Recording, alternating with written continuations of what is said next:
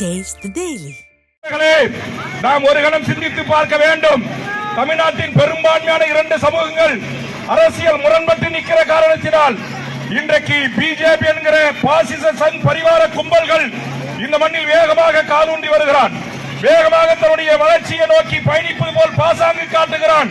உழைக்கும் மக்களை பிரித்தள்ளு அரசியல் சூழ்ச்சி செய்து சாதிய சமூக ரீதியாக மதத்தின் பெயரால் மக்களை பிளவுபடுத்தி ஓட்டரசியல் ஆதாயம் தேட வருகிற அந்த கும்பலை விரட்டி அடிப்பதற்கு தான் இது சமூக நீதி கூட்டணி அமைந்திருக்கிறது. இங்கே கூடியிருக்கிற வன்னியர்கள், தலித்துகள், ஏனைய தமிழ்ச்சாதி உறவுகளே, ஒரே ஒரு கணம் நீங்கள் சிந்தித்து பார்க்க வேண்டும். இந்த 5 ஆண்டு காலமா ரவிக்குமார் இங்க எம்பியா இருக்கிறார்.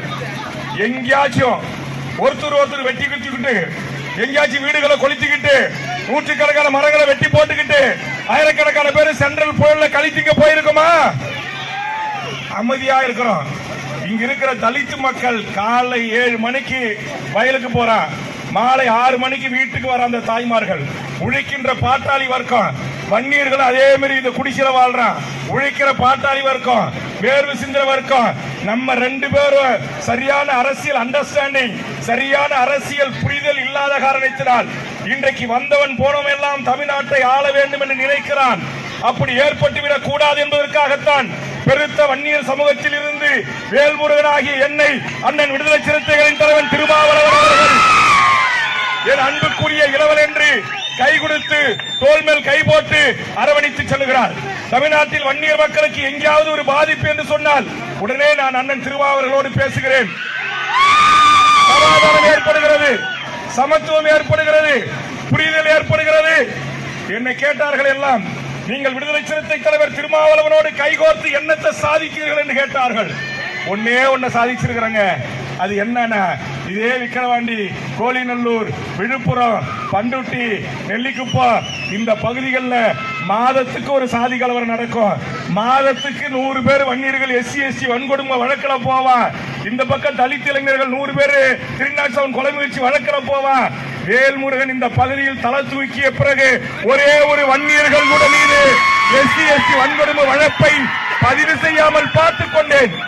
எங்கேயாவது புரிதல் இல்லாத கிராமங்களில், டாஸ்மாக் கடைகளிலே, பேருந்து நிலையத்திலே, எங்கேயாவது திருவிழாக்களிலே ஒரு சின்ன முரண்பட்டு பிரச்சனை ஏற்பட்டு அது சண்டையாக மாறி வம்பு தும்பு வழக்காக ஏற்படுகின்ற போது பாரதிய ஜனதா சங் பரிவார கும்பல்கள், அந்த கும்பல்களை எங்க மருத்துவர் ஐயா அவர்களே, நீங்கள் கூட்டணி அமைச்சு ஆதரிச்சு வாக்கு கேட்கிறீங்களே, இது நியாயமா? இது நியாயமா? இது நீதியா? இது தகுமா? போன மாசம் நீசியின் தொலைக்காட்சி போய் பேட்டி கேட்கிறான்.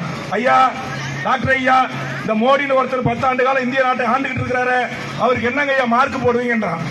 அவர் சொல்றாரு, 0க்கு கீழே. சொல்லுது பாப்பா, 0க்கு கீழே ஏதாச்சும் இருக்கான்னு நான் தேடி தேடி பாக்குறேன் அப்படின்னாரு. போன மாசம் 0க்கு கீழே தேடி தேடி பாக்குறேன்னாரு. அப்ப இந்த மாசம் அடுத்த வாரம் மோடி இந்தியாவிலே சிறந்த பிரதமர், இந்தியாவை மாற்ற வந்தவர், இந்தியாவை வல்லரசாக்க வந்தவர், மோடி மாதிரி ஒரு பிரதமர் இந்த உலகத்திலே கிடைக்க மாட்டாருன்னு சொல்றாங்க. ஐயா, இடையில ஏற்பட்ட மர்மம் என்னையா?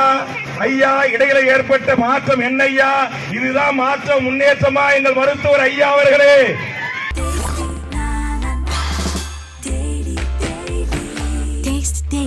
Taste the Daily.